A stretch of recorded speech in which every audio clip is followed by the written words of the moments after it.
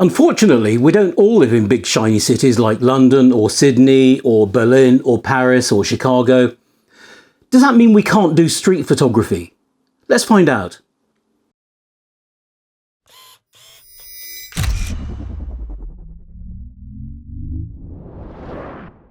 Hello, Street Snappers.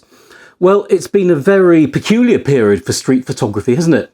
I think wherever in the world you are, street photography has probably been difficult, to say the least, either due to enforced lockdowns or our sense of duty, which tells us to keep ourselves to ourselves, or simply a lack of people and activity on the streets. For me personally, all those factors have played a part in making street photography quite limiting for well over a year. And all this got me thinking, what if all this is normal for you? What if you live in a small town, a quiet town, where nothing much happens? Not all of us have ready access to busy streets full of interesting things and people and subjects to shoot.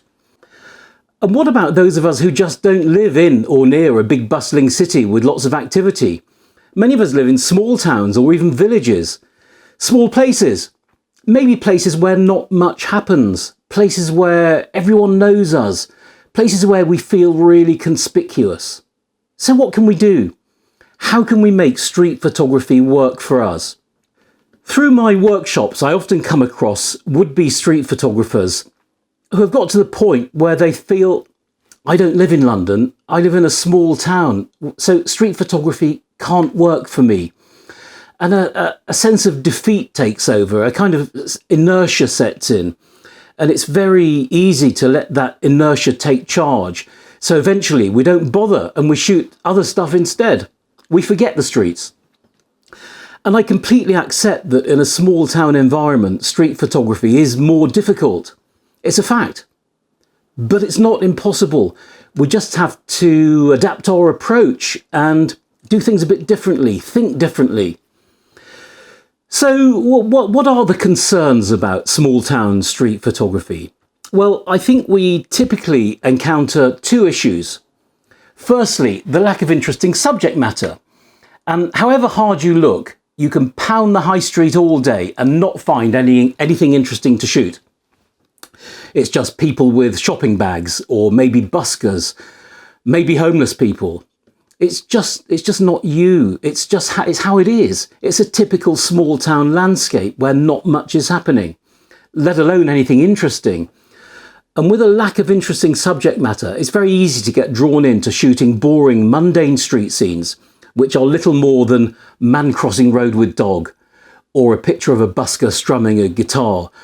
And if you're a regular viewer of this channel, you'll know this sort of stuff isn't my kind of street photography. But secondly, there's often a heightened sense of discomfort or unease when we're shooting in a small town. Attitudes are often less cosmopolitan and people with cameras stand out because it's unusual behaviour. It's not what people are used to seeing. But having said that, I think we feel we stand out more than we actually do. And I don't think we do stand out all that much. It's something we've kind of got into our heads that we look a bit odd or peculiar. We feel that people are watching us. We think that we look weird or suspicious or even crazy. People are pointing and laughing or giving us dirty looks or even getting angry. And none of us wants to be perceived in this way. But you'll find that the more that you do it, the less you'll be bothered by it. And if you're the person who's lacking in confidence when it comes to street photography, do have a look at my earlier video on this subject, which will really help. And I'll pop a link up here. So if these are the main issues, these are the two main issues, and I'm sure they're not the only ones, what can we do to make street photography work for us in a small town? Actually, even if you live in a big city, I suggest visiting a small town or two, maybe do a project and stretch yourself out of your comfort zone. You might just find that you like it. So here's what you can do. Here's how you can make street photography in a small town work for you. Firstly, we've got to work with what we've got and adapt and be able to work with what's there. We need to be realistic about what's achievable and what's possible, and maybe just recalibrate our expectations a bit. or more specifically, change our approach. Don't expect to find Winogrand-like opportunities around every corner, because you and I both know they probably won't be there. So maybe shoot the sort of images which rely on light or form or colour. Do something more aesthetically focused, which is frankly the sort of material you could shoot just about anywhere. By way of example, let's have a look at this great project from one of my workshop students, Neil Johansson. Neil lives in a small town called Rhyl in North Wales, a place that you wouldn't normally associate with great street shooting opportunities. But over the past few years, Neil's done some terrific work in Rhyl, including these images from his project called Rhyl Noir. So Neil's really thought about this and come up with a concept which has led him into a project. And if you watch this channel regularly, you'll know how much importance I do give to projects, and you can see my recent video on how to use projects up here. So if you live in a quiet area, embrace what it has to offer. Look for those solitary graphic figures, look for the lines, look for the curves, look for the geometry in the environment. And make your image more about composition than the moment or the narrative. Maybe do a project that's focused on the urban landscape. And this isn't what we traditionally think of street photography, and it is at the margins of street photography, but it's just about there. Maybe just embrace the calmness and the simplicity of what your environment has to offer. So this brings me into my second suggestion. Instead of looking to shoot what we could call classic street photography, maybe explore that really interesting space where street meets documentary. Look at some of the work of great American street photographer Mark Cohen. Look at what he did in his small town of Wilkes Barre in Pennsylvania. This is where he was born and brought up. Everybody knows him. And it's a sort of place where you probably do stand out with a camera with a population of about 40,000 people. It's certainly what we call a small town. Now, Cohen produced much of his work in that small town. So he's living proof that it can be done. Another great example of a documentary project is this body of work by Jim Mortram called Small Town Inertia. And this is a great example. Over a period of about 7 years, Jim shot his English hometown of Dereham in Norfolk, embedding himself in the local community and exploring social themes such as isolation, poverty, loneliness and mental health issues. At the time of shooting this work, Jim was a full-time carer for his mother, and he just couldn't escape the confines of that small town. And this is a poignant and provocative body of work, and it's a sort of thing that any one of us could do. We just need the good idea and the motivation to do it. So my next suggestion is to shoot at events. Find events like country fairs, shows, markets, village fetes, festivals, music gigs, even local protests. Most small towns have things going on throughout the year, and these events can give you the focus for a project, or just even some spontaneous street shooting. And you'll usually find there are lots of people at events, so you'll feel less conspicuous. And just by way of example, I shot these at a historic motorsport day, just to document the day and not really with street photography in mind, but hopefully you get the drift. My next tip is to get yourself known. Let people see you with a camera. Don't hide. Be completely open about what you're doing. And you may even create a little bit of notoriety, if that's the right word. But make a thing about being the guy with the camera, and people will start to recognise you and accept you. You become part of the furniture. You never know, they might even get to like you. I've known this happen to plenty of people, and almost without exception, they've really enjoyed the attention. A good tip is to get some little business cards printed.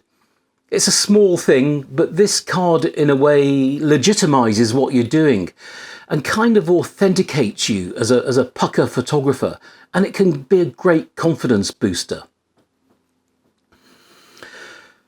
So my next tip is be a history maker. And this is something I alluded to in my last video about Joel Meyerowitz and what we can learn from him. And there's a link to that one if you haven't seen that before. We'd all love to be blessed with the great street scenes in the 1950s Rome or 1960s New York or, say, Tokyo in the 80s. But we're not. We're shooting right here, right now. And the pictures that we now make are contributing to the photographic history of the world. However boring that might seem to you at the moment, these are important pictures. And here are a couple of pictures that are forming part of an ongoing project of mine, which is all about documenting real life in the 21st century in the English seaside town of Blackpool. And this is my take on Blackpool. And it's a project that it's really in its early days.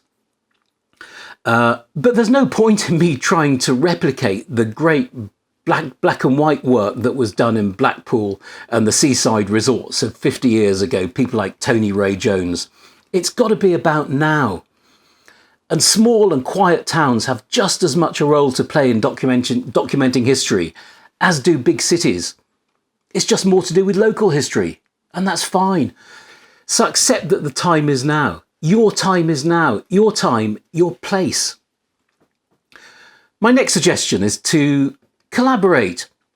Join forces with others. Find like-minded street photographers and go out shooting with them. Find them through social media or your local camera club. Collaborate with people on a project.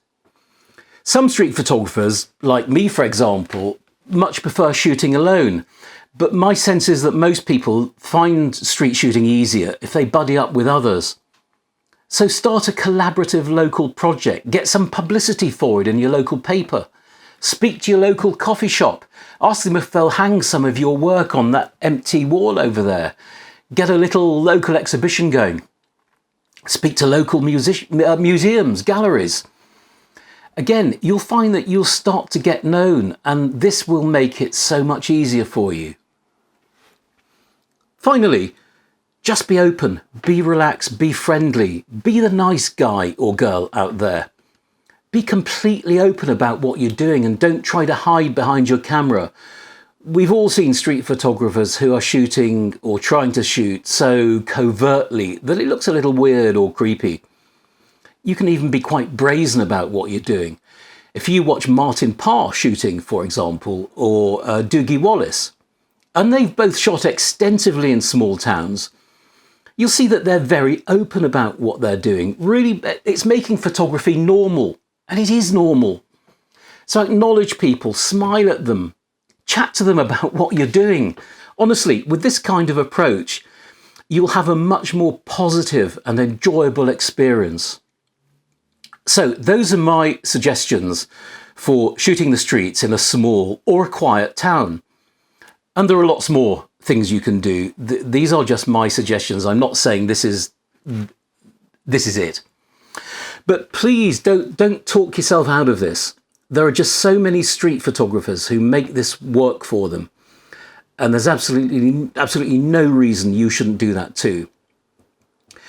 If you were to ask me about my approach to shooting in small towns, I would say I tend to shoot documentary for the reasons I highlighted earlier. Well, I hope you found that useful, and I've given you some good reasons to get out there and do it. Wherever you live, street photography is an option.